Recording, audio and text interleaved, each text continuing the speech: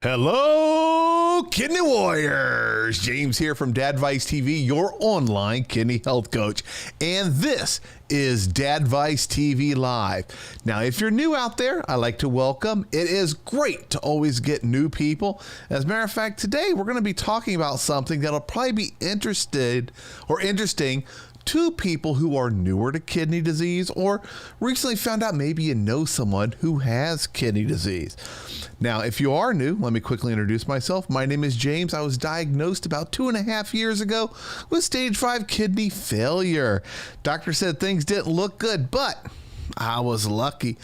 I worked with a renal dietitian, the secret to living great with kidney disease, and with my doctors, got my blood pressure under control, stopped doing all the things that are bad for your kidneys, started exercising, and started eating better. And I focused on my overall health and my heart health. And as my health improved and my weight went down, my labs started looking better. And eventually I got rid of all my symptoms of kidney disease, and kidney disease is not holding me back. Now, tonight, we're going to talk about probably the most common stage of chronic kidney disease. That's chronic kidney disease, stage 3. And kidney disease is one of those silent killer. And from one thing I've learned is most people, when they find out that they have kidney disease, if they're lucky to find out, quote, early, it's when they're stage 3. So we're going to talk all about stage 3, what it is, possible symptoms, a lot about food and diet. We're going to take your questions during the live show too. So make sure you're posting your questions down below in the comments so we can see them and maybe they'll get answered during the show. Now, I was saying we because it's Tuesday and my co-host is none other than renal dietitian Jen Hernandez. Hey Jen, how you doing? Hey James, I'm doing so great. It was really fun already chatting with you tonight, and I'm so excited for this huge conversation, this big topic that we're going to have that I already started diving into earlier today, but I know we have a lot more to talk about with it, so I am ready to go. Awesome. Now, tell people about yourself if they're new, because we always get lots of new people with every single show. Yeah, that's so true. You have a huge following, and you're getting more and more people that are watching this, which is really, really great. So, for those of you that are new that haven't yet watched Dadvice, my name is Jen Hernandez. I am a renal dietitian. So, I'm a registered dietitian, also board certified in renal nutrition. I've worked with people in dialysis, I've worked with the Kidney Foundation doing kidney screenings. A big chunk of my dietetic career has been working in the renal area. And now, in these past few years, I've been focused on my private practice, which is plant powered kidneys, where I help my clients either one on one or in the plant powered kidneys 6 weeks course, which, by the way, we're at week 6 right now. This is our final week of our live run through for the spring. And this is where I teach a lot of these fundamentals in taking care of kidney health to preserve kidney function. So I saw a lot of stuff in dialysis, and I'm working hard to help people learn better nutrition earlier on to keep their kidneys healthy and functioning. So you can find all my information at plantpoweredkidneys.com. And I definitely encourage you to join our Facebook group. You look up Plant Powered Kidneys, and it is a wonderful, great group of people that are looking to include more plants in their diet. Yeah, and I see we got a brand new person, Charlie here. Hey, Charlie, welcome. Thanks for letting us know you're new. Make sure and join the Plant Powered Kidneys Facebook group. So much great information, especially around what to eat and how to still be creative and add some variety to your diet. And for Charlie, I think tonight's going to be a really good topic as we dive into chronic kidney disease stage 3. Now, tonight's topic, we're going to go through a massive blog post. It's a book practically that Jen and her team put together. There is a link in the description. It's called The Chronic Kidney Disease Stage 3, The Ultimate Guide. And woo! It is the ultimate guide. We're going to be talking about it, but that link, when you go to it on plantpoweredkidneys.com, you see that blog post, all sorts of food ideas and recommendations and all sorts of information way more than we could cover in probably 3 or 4 hours, all right there in that one blog post. And for anyone out there that just heard 3 or 4 hours, like, James, an hour is a long time. Don't make us sit here for 4. We're going to keep it to an hour. Okay, I got to go make dinner after we're done with this. But anyone who's looking for more information on stage 3, there's so much there on the blog post. Now, if you're stage 4, like Charlie here, a lot of stage 3 and the things to do to manage it still apply to stage 4. You're just a little further along, so it's more important that if you're stage 4, you make changes if you're doing anything bad as soon as possible to try to help get you on the path of slowing things down, maybe even backing up that kidney loss of function a little bit. And I'll add too, for stage 4, just stay tuned. So that's what I'll say for that, but stay tuned. Yeah, and Abby already asked, will stage C be broken into 2, A and B? No, we're going to talk about the whole group stage 3. And you're going to learn, I'm not a huge fan of these stages and this 3A and the 3B, that whole 3 thing. It pretty much is all the same. It's just you're at one end or the other. You still got to do the same things. Stop the smoking, start exercising, all those. So let's jump right on in because we have a ton of material. And I'm going to kind of approach this, Jen, even though I've gone through stage 5, I've gone through stage 4, I've been living stage 3 for a long time, living it now. I'm going to pretend like I don't know much about it and interview you as if I'm a new person learning about kidney disease, because I think that'll be helpful for those that are new. So what is, in a nutshell, kidney disease? So kidney disease is a chronic health issue, and it affects millions of people in the United States alone. This is something that damages the function of the kidneys, which are the filters of your body. It actually affects 37 million people. And even that number may be a little outdated at this point. It could be even higher. But the most recent research has shown that it's 37 million people in the United States alone that are affected by having some variation of kidney disease. And this is something, again, it's chronic, meaning it is not going to be necessarily something that just happens for a little bit of time and that's done, but can happen through years, and it can be very progressive in many cases. And when we say stage 3, what exactly does that mean to someone? If they've just got diagnosed, the doctor says, hey, you're stage 3 kidney disease, what's that mean? Where am I on the spectrum?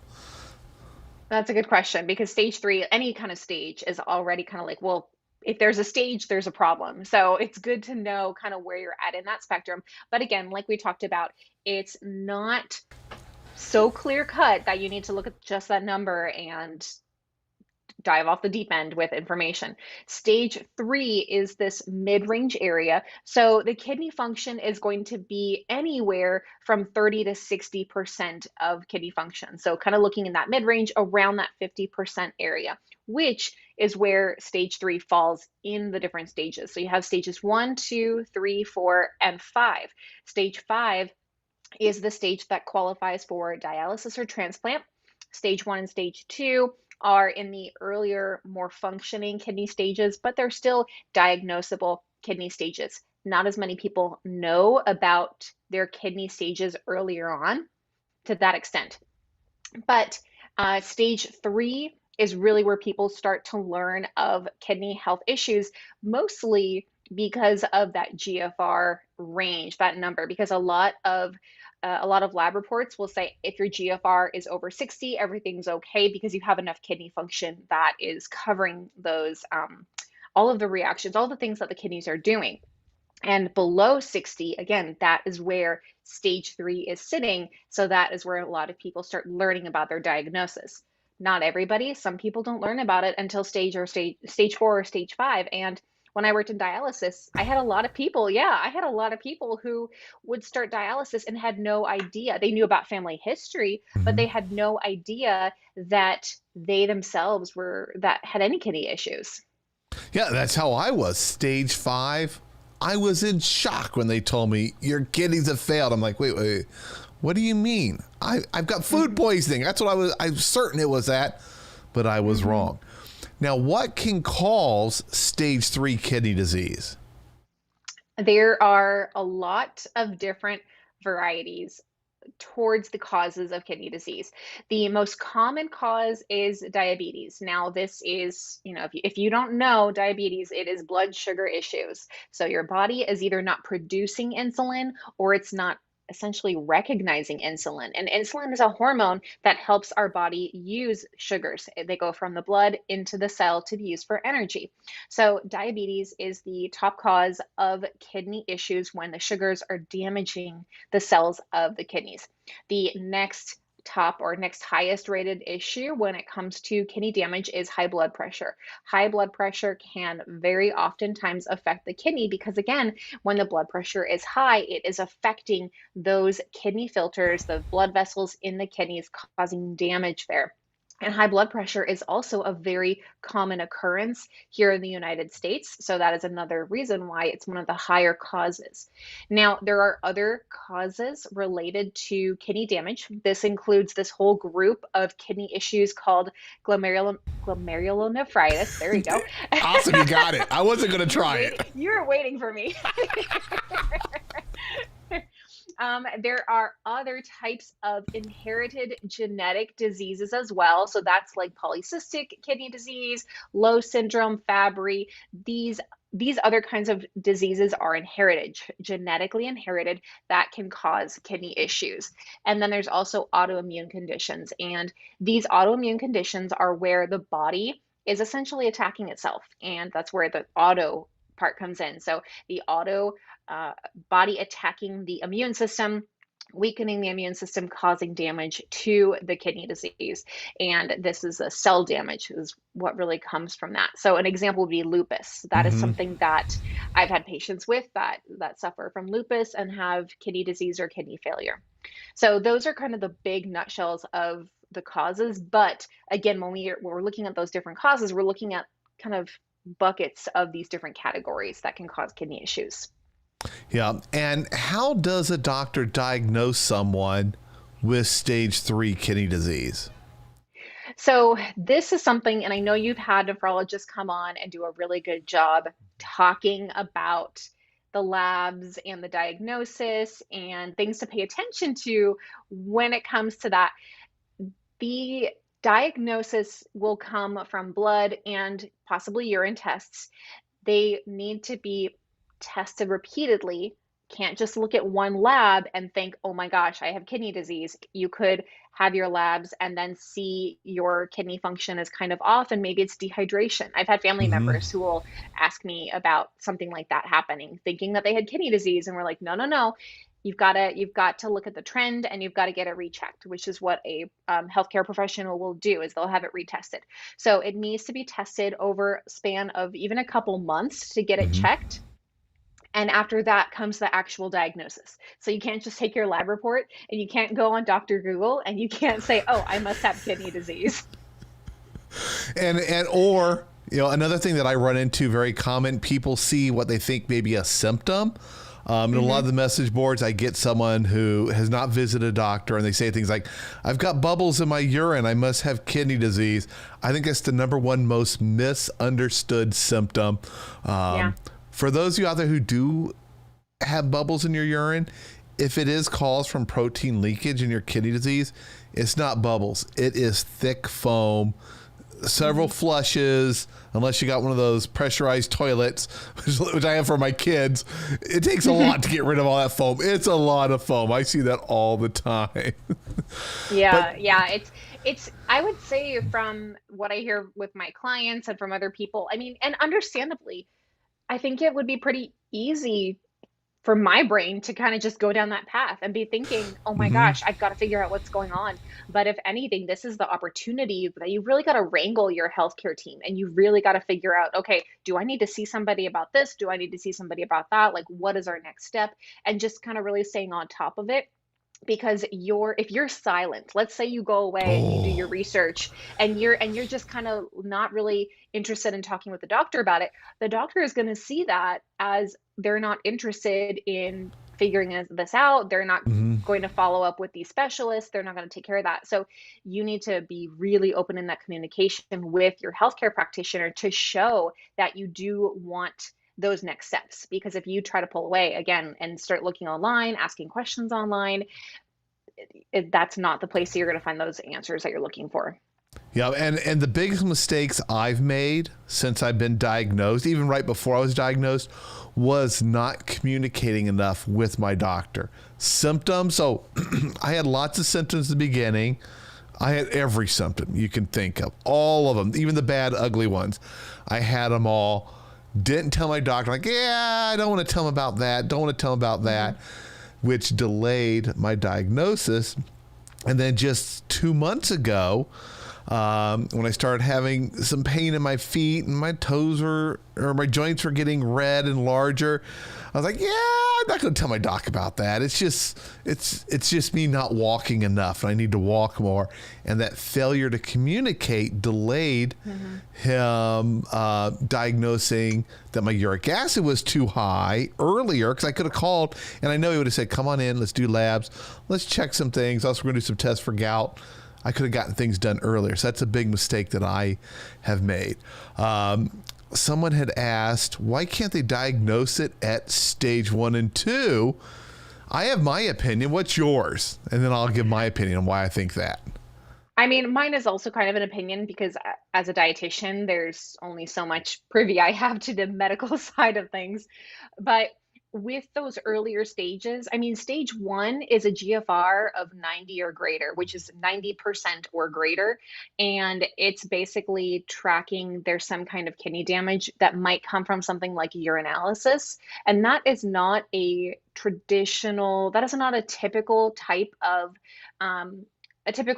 of test to have.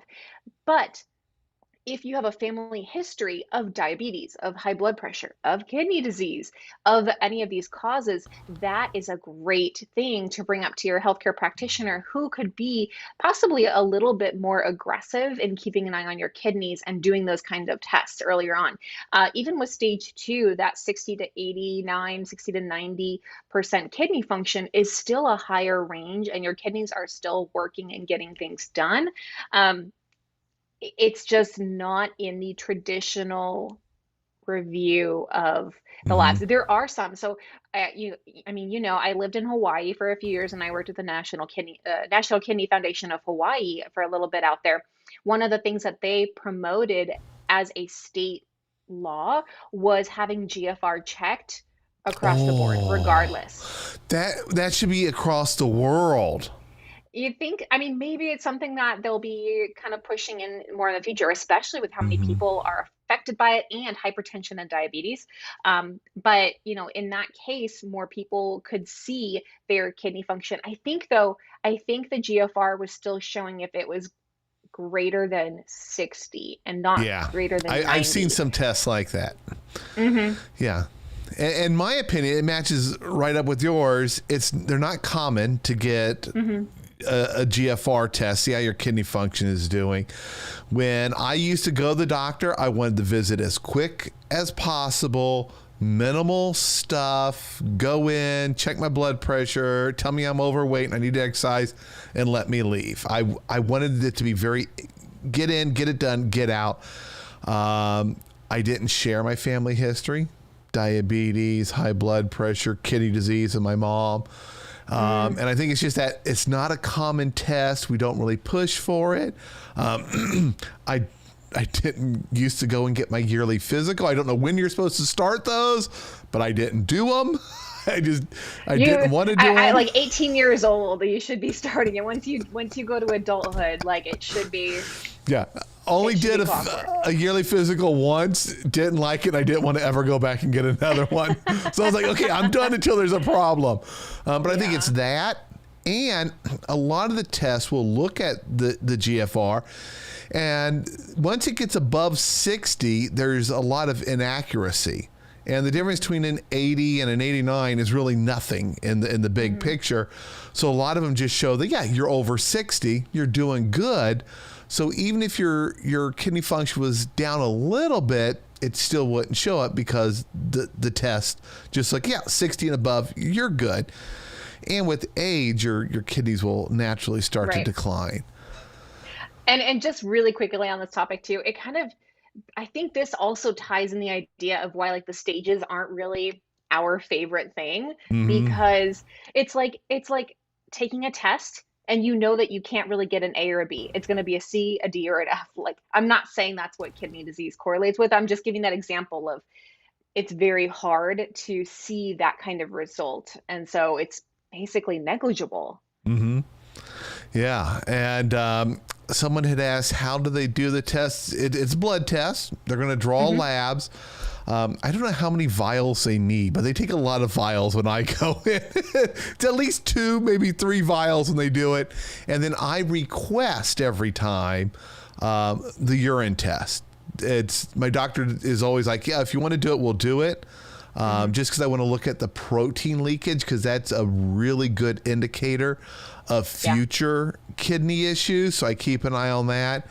And my numbers look great every time, but still, now I'm doing labs every month. COVID, I took a little break. I didn't want to go into the doctor. I was just like, okay, I'm taking a break for a while. Some things got out of whack. My uric acid, just working on it, getting it close. But now, yeah, back to where a urine test every time along with my labs. And just kind of touch back on the diagnosis. It's not going to be one test and done. And your GFR, for those of you out there, it's going to change. It Hmm. fluctuates constantly. Hmm. I had one where I did 2 tests in the same day, which you're probably not supposed to do. They're not taking too much blood. But the morning one, I had not drank that much because I wanted to weigh less water. I take my shoes off. I take my belt off. I take my watch off. I almost undress when I get on the scale at the doctor. That's the only thing in my doctor visit I hate is that scale. Mm. I wish they would just take my word for it. I could give them a number, but they know I would lie. But I did it in the morning. I was a little dehydrated, and then I had an appointment with my doctor, my nephrologist, and she wanted to do like my A1C. So yeah, we're just going to do full labs while you're here. So in that afternoon, I got another set of labs, and the difference between them, there was a difference in my EGFR, and it was that dehydration. So it's going to change when you get them. That's why they want to take multiple tests, and you're looking at the trends. If your EGFR, which is the calculation estimating how your kidneys are doing, is down, don't feel too bad. Let's see if it goes back up the next time. It's that Hmm. trend. It's going to do this the whole time. Right. Absolutely. It is a snapshot of that moment. It is not a permanent mark on your health. Yep. Now, speaking of that snapshot, what are they looking for to give us that estimate? And that's the key word, that estimate on our kidney function. So they're going to be looking at primarily your creatinine level. And there's a lot of people that talk about creatinine online. There's a lot of people who look at like tricks and tips of how to improve your creatinine. But creatinine is actually a natural waste product. It is something that is naturally occurring just from the normal day-to-day movements of our body. It's from the natural wear and tear of our muscles. So Hmm. it's not necessarily something to lower per se. It is something to pay attention to related to your kidney function because your kidneys should be getting rid of the creatinine. So they're watching that buildup of this natural waste product in the body that you will see. So that's kind of like in a nutshell. And I know people talk about again the diet and everything. Red meat will temporarily modify, or meat in general, actually, like animal Hmm. meat, will temporarily modify creatinine, but it's not going to be a huge sustainer related to the diet. This is something at the very end of the tunnel when I'm talking with clients about tracking labs. Creatinine is literally the last thing I'm looking at. Literally the last thing I'm looking at. Yep. So it is not something to be focusing on when you are in that action of making changes to your diet or to your health. That's going to be something, the end result of are your kidneys filtering the excess out, or is it still collecting in the body? Yeah, and I think that is the number one mistake that all kidney patients make in the beginning. And I did the same thing. We look at it, we go, okay, this test measures creatinine. It's bad. It's evil. I have to lower it, and then my kidneys will be better. And my doctors, all of them kept saying, no, James, that's not right. Listen, we're going to focus on this. We're going to focus on that. Creatinine will take care of itself. It is what it is. You can't change it. And I was so determined to change it, thinking that if I do this one thing, I eat this, or I do this, I do that, it will lower it. And what helped was I just had to get healthier overall, because creatinine isn't the problem. It's just the marker that we use to estimate kidney damage. When it's going up, everybody out there, bad things are getting built up in your system. You're getting all sorts of other waste products. This is the one thing that they look at. And if you're a big muscle person, you're like at the gym, or certain races are naturally more muscular, the formula is going to change for estimating your kidney function based on creatinine. Because you got more muscle, so there's going to naturally be more creatinine in your system. But I eventually got over it, stopped focusing on it, focused on my overall health, getting in better shape, eating better, exercising, controlling things. And as my health improved, it reduced the burden on my kidneys, and my labs improved, and my symptoms went away. And I finally, after a while, realized creatinine is not the problem. It's all these other little things, and so many of them I can have an impact on. Yeah, it's that phrase, it's not the destination, it's the journey. I mean, that's basically it. It's all about what you're doing in the day to day that will really give you a better end result. Yep. Now let's talk about some of the risk factors of chronic kidney disease. And for those that are waiting to hear about food, it's right around the corner. We're going to be talking about diet in just a moment. So there's a lot of risk factors when it comes to kidney disease. And I was talking about this a little bit this morning in the live I did on Facebook and the YouTube. There are non-modifiable and there are modifiable risk factors. And the reason I split up into these two categories is because even though there are a lot, there are some that we kind of like the creatinine, we don't really want to be paying attention to because we can't do anything about it. So an example of the non-modifiable risk factors would be your age. It could also be your sex. It could be your family history of kidney disease or health issues. These are things that you can't change. They are what they are.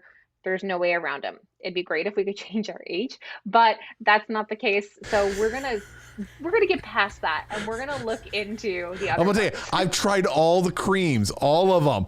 10 years younger, it doesn't add up. Something's wrong. I've tried them all. So those are the non-modifiable ones. Those are the ones that we really, again, don't want to pay attention to. The modifiable, these are the risk factors that we do have more control over. And examples of the modifiable risk factors include things like high cholesterol, like your diet. It's going to be related to UTIs. Well, that can, for the most part, I would say be modifiable, but in some cases, it's not always going to be the case. Obesity. So again, going into weight management with exercise and dietary choices, looking at being careful with your medications, avoiding NSAIDs, things like that. These are modifiable risk factors that we can make changes to that can be kidney protective. And if we don't make the best change or we don't make the best choice, that could be something that causes more kidney damage. So those are the risk factors, and there's a lot of them. I'm not going to go through and just list them all because, again, this article is super long. Yep, and they're all in the article. And kind of one way I like to think of kidney disease and the risk factors, if it's bad for your heart, it's bad for your kidney disease. Obesity, bad diet, lack of exercise. People, when people have kidney disease and things go terribly wrong, it's the heart. The kidney controls so much, and then they're having heart issues. So we got to take care of our heart. If we're taking care of our heart, our kidneys are going to be happier. Absolutely. Now, what are some of the symptoms? And this is a tough one. What are some of the symptoms for stage 3? This is tough because not everybody will experience these kinds of symptoms or even any symptoms at all. And that is why kidney disease is also known as the silent killer, because again, you can lose 90% of your kidney function without realizing it. But some of the symptoms that you may realize or you may be able to identify in possibly stage three would be something like we talked about, that protein in the urine. So that is going to be an example of something that you might find, but that'll come from that urinalysis that you get from getting that request with the doctor. You might also experience some energy changes. So you might have low energy, but then also have insomnia and not be able to sleep at night. You could have brain fog. You could have changes in your urine. You could have, and when I say changes, I mean like that excessive foam. You could have blood. You could have changes in the frequency of your urine, a lot of factors there. You could experience some of that edema, that swelling from your extremities, from your hands, your feet. You could see it in your face. It kind of carries for different people in different places, but you could see that. You could also experience a loss of appetite. And I do like to kind of hone in a little bit on this one because as a dietitian, I know that appetite is such a good indicator for how people are doing. And when I ask my clients, I ask them every time we meet, how's your appetite? How are you eating? Like, how are you feeling?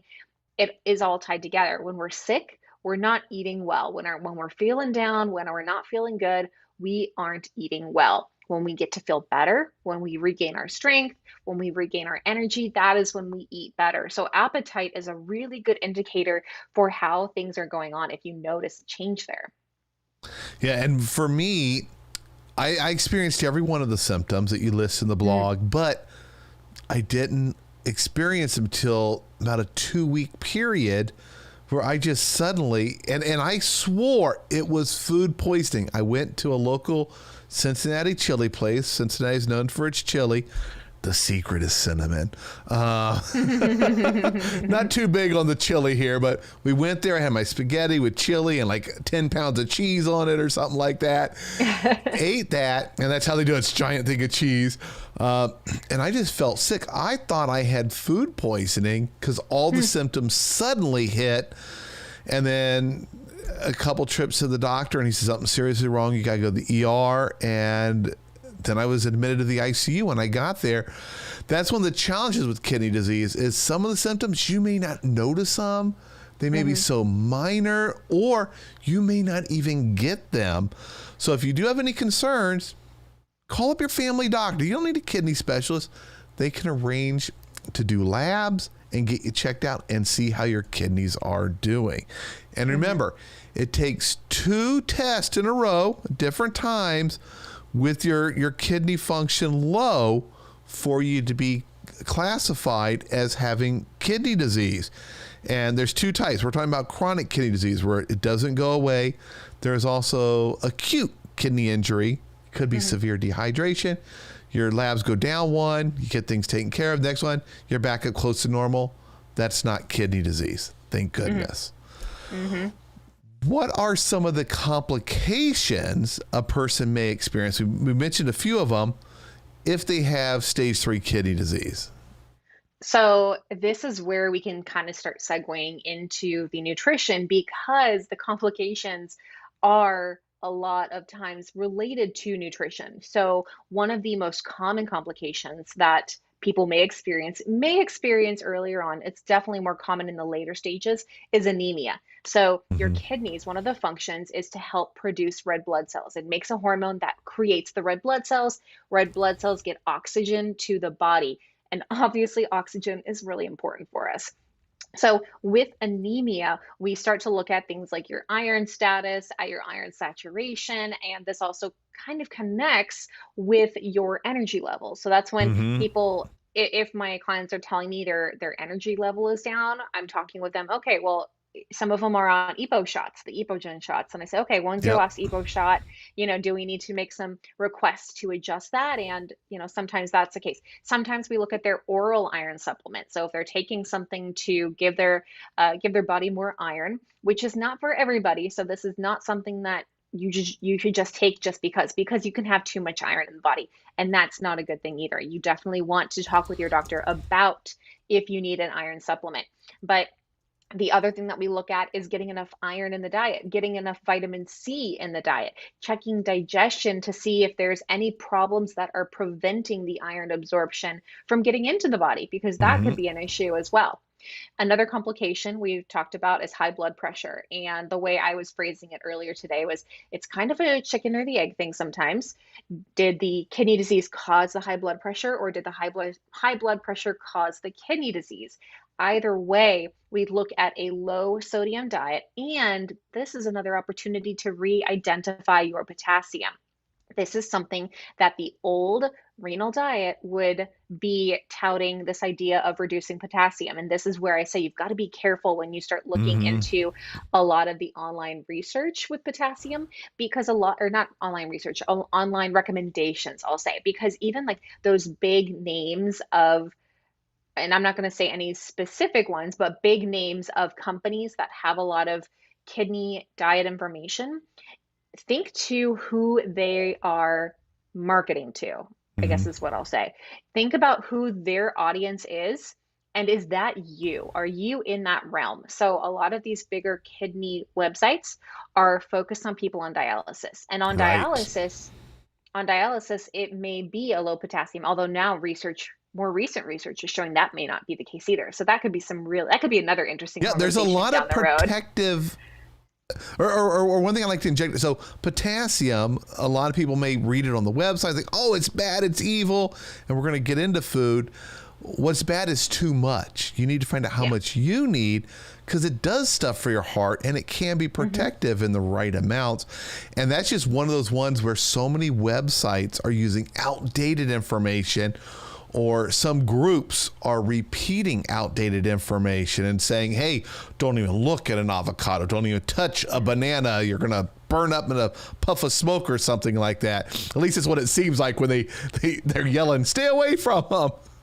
Yeah, I have to share really quickly. I had a chat with a client. I've been working with them for about a month now, and they shared literally tears of joy when we talked about how they got to include tomatoes. That's something that they thought they could never enjoy again. But literally talking about the joy of being able to have some sliced tomato on a sandwich, tomato that they grow in their backyard with their Oh, spouse. And it's clearly something that's very, very important. And I was just absolutely beyond honored to be a person to kind of help ease that idea. And again, a couple slices of tomato, that's nothing. That's not gonna send exactly. anybody over the edge. So that is not the concern. The concern is what happens when you pull out too much potassium and you are depriving your body of this very, very important nutrient that is, I think, just kind of misunderstood in the old school kidney world. Yeah, and that points to the number two mistake I made after being diagnosed. First one being not communicating enough with my doctors. Number two was over restricting. And I think a lot Hmm. of kidney patients out there make that mistake. They're like, oh, I got to watch potassium, cut it all Yep. back. Got to watch Yep. sodium, cut it all back. I ended up with problems from cutting sodium too low. I tried to have a zero sodium diet, which is not possible, but I got darn close, and I started having problems. My doctor's like, whoa, whoa, whoa, what's wrong? And when I explained it to him, he's like, no, no, no, no, no, no, no. You need sodium. You don't need too much. That's what it is. Yeah, so to kind of tie into that, with sodium, we're looking for somebody with kidney issues, 2,300 milligrams a day is kind of a good starting range. It may be lower into the 18 or even maybe 1,500 milligrams per day, but that is going to be a really probably a more special case, somebody who has a lot of salt sensitivity, who has a lot of cardiovascular issues. That is not where you want to start. Where you want to start, and this is, we've talked about chronometer before, Mhm. tracking your food, using a food journal that you really are really happy with, and that gives you some good information to just see where you're at, because maybe your diet's already restricted. That potassium recommendation of 4,700 milligrams a day, most people don't get that much. So if you're not even getting that much and then you start cutting it out, I mean, what if you were already at a good range just eating what you were eating and there is no need for Exactly. you to restrict? And now I'm causing a a deficit. I Yes, like to think of it. I've mentioned this a couple times. We're on a journey. We got to go on a path forward, and our diet is the road in front of us. exactly. If we don't have enough of something, we got a pothole. If we're missing a whole bunch of it, we got a big pothole, and that's where a renal dietitian can help us say, hey, I need you to eat more fiber to fill in that pothole. Let's get you to here. If I can't eat enough, they may recommend, hey, we need some more D3. I'm going to get you on a supplement. I'm not adding it. I'm not prescribing it myself. My healthcare team is saying, hey, we need that to fill this deficit. That's why you need that supplement. And if I take too much, now I've got speed bumps. I don't want speed bumps. I don't want potholes. I want a nice, smooth road forward. That's how I think of my diet. I think And that's it a great works. idea. Once I started thinking about it like that, I was like, oh, it all makes sense. Do I want some tomatoes? I can have some tomatoes. As long as I don't make a speed bump, I'm good. I can have some tomatoes. Exactly. Yeah. So it really does come down to taking a second to taking a minute, taking a day to really think about what you're already doing and get that foundation to understand where you're at before, again, before you go on that low potassium, low sodium, low phosphorus, low XYZ, before you pull all of that out, get an analysis of where you're at right now. So I'm a huge fan of Chronometer. I know you use it as well too. Yep. Um, there are other ones out there too. That's not the only one. The reason I like Chronometer is because it will also give you the prowl levels, which I use all the time with my clients. We talk about prowl with the recipes and meal plans that we look at, and it is a really big part of preventing another one of the complications that's related to CKD, which is metabolic acidosis. So metabolic acidosis is something where the kidneys are trying to balance your pH level, and this is the acid and base of your body. But with kidney disease, it starts to shift towards that acidic side. And it doesn't really help that the traditional American diet is already acidic producing anyway because it's heavy in meats and it's not high in potassium. Potassium helps lower the acid, which is again another benefit of making sure that you don't limit potassium if you don't have to. So Yep. in preventing metabolic acidosis, we're looking at this prowl, this negative prowl, and trying to keep it just in that negative range. And sometimes we'll talk about, I look at this number with my clients of, let's see if we can just keep it at -3 or if we can do -5. It doesn't need to be like -100. It's just the matter of balancing out the food so that the end result is a negative acid producing value. Yep. All right. So we're like the book is this I big. know. We're this far into it. So I want to jump into eating for CKD3, but I want to before jumping into that and the foods and stuff, I want to let those that are new out there know kidney disease is a progressive disease. As you age, your kidneys will slowly start to decline. But by making lifestyle changes, eating better, exercising, keeping your blood sugar, your blood pressure under control, kind of thinking of your heart, it doesn't have to keep declining. It can stop. You can halt it. You can slow down the decline at the least. Or if you're lucky and there's no guarantees, you could actually regain some kidney function, kind of step back a little bit and just kind of keep going. If you are stage 3, I know one of the things new people search, I search it, life expectancy. Ignore all that stuff on the internet. It's all lies. There's no guarantee. Here's what life expectancy is. Live healthy. Do what you can. Exercise. Eat better. You could potentially spend the rest of your life, a long life, at stage 3. You don't have to get to stage 4. It's not guaranteed. But let's talk about eating for chronic kidney disease stage 3. Okay, so where exactly do we want to dive into? Or if you have any questions, if there's anything that's coming up, like we should probably talk about this Questions. first. Yeah, Yeah. because I know there's a lot, but there's also a lot of information. So for everyone else, or for everyone, make sure you go to the blog. There's like so many food lists in there. Great stuff. But Juan has a great question. Juan's a truck driver. He's on the road all the time. He's kind of eating at truck stops and things like that. He's not, getting in the kitchen and making up meals and cooking up some vegetable stir fry or anything like that. What are some suggestions to help Juan make better choices when he does look at a menu somewhere? Well, first of all, I will say that must be quite a challenge because that is rough. You are not really having that access to a kitchen where you can do a lot of the stuff, because I think a lot of people would say, oh, just do more home cooking and don't go out to eat. I think one of the articles that might be helpful for you, one, would be on plantpoweredkidneys.com, and we've also done a video about this, that we talked about fast food options that are kind of okay to fit into kidney issues. So that might be a helpful article for you, first of all. The other thing is I do feel like when I go through the gas station, when we're finally getting back into doing road trips and everything, I do feel like a lot of the gas stations are working on improving some of their fresh options. So I would recommend checking out the refrigerated section. Look to see if you can't find sandwiches, containers like fruit cups or veggie cups. Sometimes I know I've seen like a hummus and veggie container that they've had before.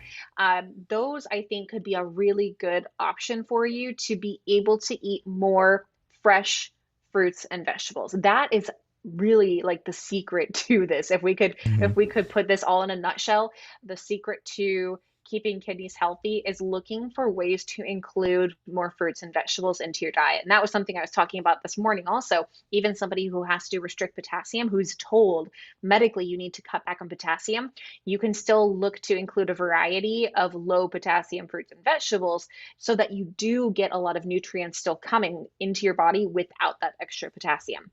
But including more fresh fruits and vegetables will do such a great job on your blood pressure, on your cardiovascular health. I mean, nobody in this world will be saying fruits and vegetables are bad for you. The only exception, of course, is star fruit. That's the one that we say that's a no-go. That's a no-no.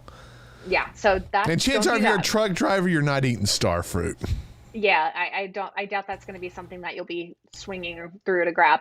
If you are sitting down at a diner, sometimes you could ask. I think it's becoming more acceptable at restaurants to ask for some substitutions, ask for modifications. So see if you can't ask for just a few tweaks on a certain thing. If you find something on the menu that includes fruits and vegetables, so it may be a salad, but maybe it's a sandwich, or maybe it's like a plate of cooked up veggies, or whatever the case is. Look to find more ways to get more fruits and vegetables into your diet, because you will definitely feel better. And I can only assume it's going to be hard for you to be getting really physically active when you're doing a lot of driving. So make sure you're taking your breaks that you should be taking and walking to help your digestive system. That is really, really important too. You'll be getting in more fiber, which is great, but you want to make sure you're hydrating and getting some movement in to help your gut health. So hopefully those are some helpful tips to don't drink keep you sodas. Working. Don't do that. Try to lean more on water. Absolutely. Some coffee's Be careful good. with the flavored waters, I would say. I did find some added phosphorus in flavored waters. So you definitely want to avoid any kind of beverages, any food with added phosphorus. And that is something I'm much more flexible on potassium, because there's good benefits to potassium. Phosphorus, especially the additives of phosphorus, that is really like I don't have any permission. I don't give any permission for that. Yeah. I say you got to avoid added phosphates, because those are long-term damaging to your bones. Long-term damage, irreversible damage that is not going to be kidney friendly at all, and can cause a lot of other issues too. Yeah, and if you look on the label, you're looking for PHOS. You see that on there? it's added. Your body's going to absorb it almost 100%, where natural phosphorus is much, much lower. Estelle asked a great question. What's wrong with star fruit? I'll tell you, Estelle, what's wrong with star fruit. So star fruit has a toxin, a neurotoxin in it. And a healthy person, their kidneys are able to remove and flush out the neurotoxin. Now, us with kidney damage, we can't flush it out. It doesn't take much star fruit, and you could have some serious, I'm talking even potentially deadly, side effects from a single star fruit if your kidney function is low enough. So just mark star fruit off of the list. It's not very common here in the States. I do see it at the store. As a matter of fact, my kids and I tried it about 4 years ago on their YouTube channel just to see what it was like. And we were eating all sorts of kind of exotic foods. But yeah, star fruit, big no-no. Everything else, portion control.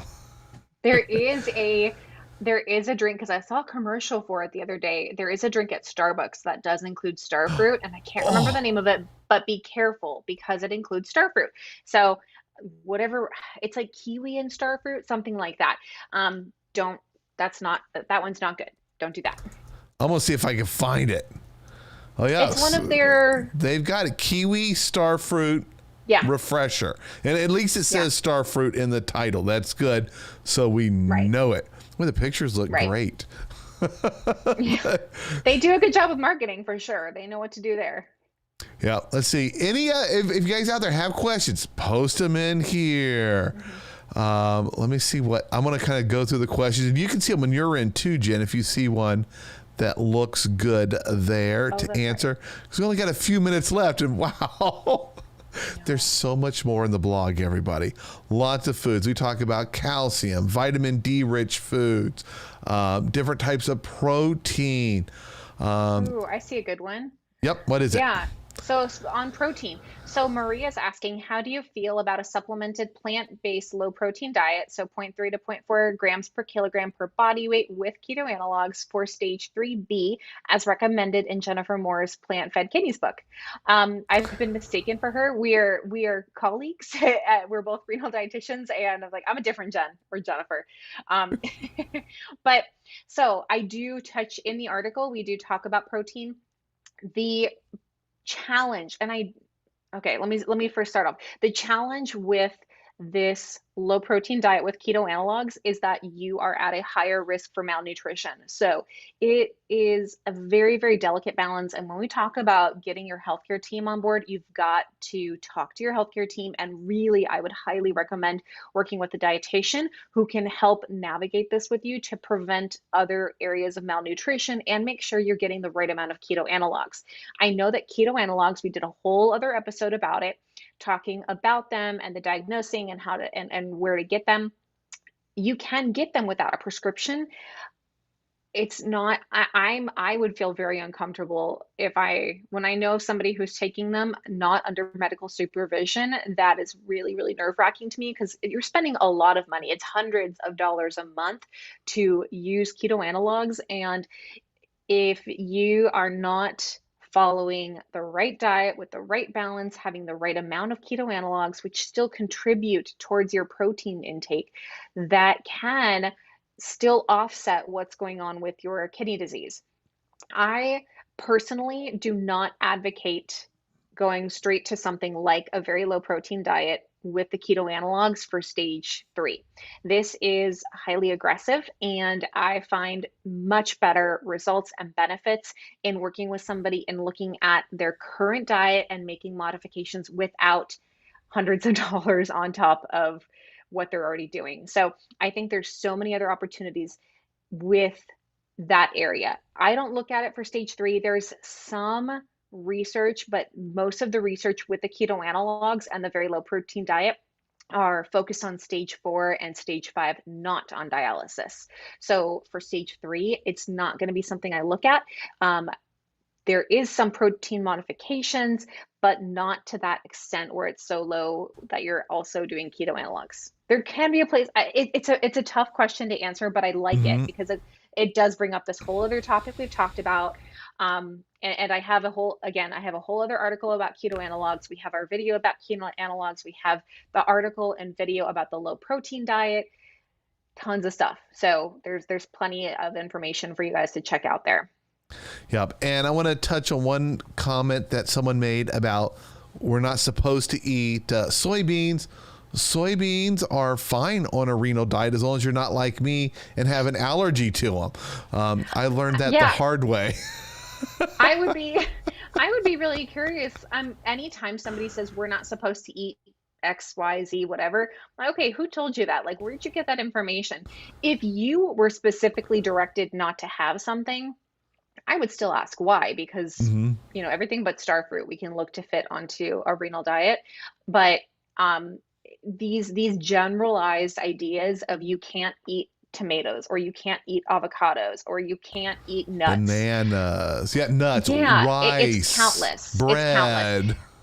It is not that's just not the way it works. That's not the way it works. That is some of these companies that are being super restrictive, looking at their marketing audience to be the most protective of. I'm trying to figure out the best way to say this, but I'm having a hard time with it. Yeah. But when it comes to diet, here's what I learned. First of all, the renal diet is eat healthy. It needs to be something you can stick to. If you're not going to stick to the diet, it doesn't matter what the diet is. Working with a renal dietitian is an investment in yourself. I beg everyone, at least have a few sessions, 3, 4, 5 sessions with the renal dietitian. You're going to learn so much, and they're going to help set you up on the right path. So many foods are going to become available that you didn't realize you can eat. And what was the secret to me on what to eat was learning how much to eat and how much not to eat. My dietitian, I'm a numbers guy. I chart, graph things constantly. Everything goes in Excel. It's like Excel can solve all the problems in my mind. I wanted to know when they said, hey, sodium, I said, I need a minimum. I need a maximum. I'm going to eat between that. I wanted that for everything, fiber, calcium. And my dietitian worked with me. I said, this is the way I work. She worked with me. She said, what foods do you like? What foods do you absolutely hate? And she gave me meal plans that didn't include anything I didn't like. She kind of introduced me some new things. I want to try a little bit of this, a little bit of that. Got to expand a few things. You might like this. Here's a way to do it. They taught me how to prepare meals. Everything for me came through a drive-through or a microwave before kidney disease. Working with the renal dietitian is an investment in you and your future. And anyone asking, what should I eat? I've heard you can't eat this, can't eat that. Get with the renal dietitian. It's life-changing. Yeah. I'm really glad that you're so supportive of it, because like I tell people I can say it, but I'm biased. I'm a renal dietitian and I know the value because I've been taught the value. I've had that education and that experience. So, I will absolutely encourage it. And when I also totally agree with you, go see a dietitian. It doesn't have to be me. It doesn't have to be anyone in particular. Just go see somebody and work with that dietitian. Ask them the same questions. Ask them the questions that you want to ask here. Ask them the questions that you want to know about yourself, about your labs, about your information, and continue to ask questions. Continue to ask why, so that you understand the reason. And feel free to share resources. I have people all the time saying, "Oh, I'm going to share your article with my dietitian," because not all dietitians specialize in renal, which is okay. But you have resources here, like with James and with myself, that we are here to share our information and knowledge that you can pass on to those dietitians, and they will have those resources. So connect with somebody, and you will not regret it. You won't regret it. Yeah. All right. We are over our time. I want to encourage everyone. Go to plantpoweredkidneys.com. There's a link in the description. You can see the rest of the blog. It is a novel. It is packed with all sorts of great information, great suggestions. And then when you're working with your doctor, your healthcare team, and you're working with a dietitian, one of the most powerful things you could do is ask questions. And I think this blog will help you to prepare a lot of great questions so you can find what you can eat, what you can do. Kidney disease does not have to stop you, does not have to hold you back. So many people like me now. You watch my first video, I looked like a zombie from The Walking Dead. I was talking so slow. Now I got my energy back. I have my life back. I'm out doing stuff, just having a great time. You wouldn't even know I had kidney disease, except to tell everybody about it. It's plastered all over my car. All right. Thank you very much, Jen, for being here. And thank you, everyone out there. And Jen won't be here next week. Next week, she's got off. But we have Dr. Butt. We have, let's see, we just had Dr. Rosansky yesterday. We've got people next week. So I'll be back in 2 weeks. Yeah. And chances are you're probably going to be on your Facebook page doing some stuff in the meantime. PlantPoweredKidneys.com or Plant Powered Kidneys. I'm going to see if I can. Yeah. I've got to figure out something, but definitely I'll be back in 2 weeks. So sounds great. All right. We'll see you guys all in the next video. Bye, everyone.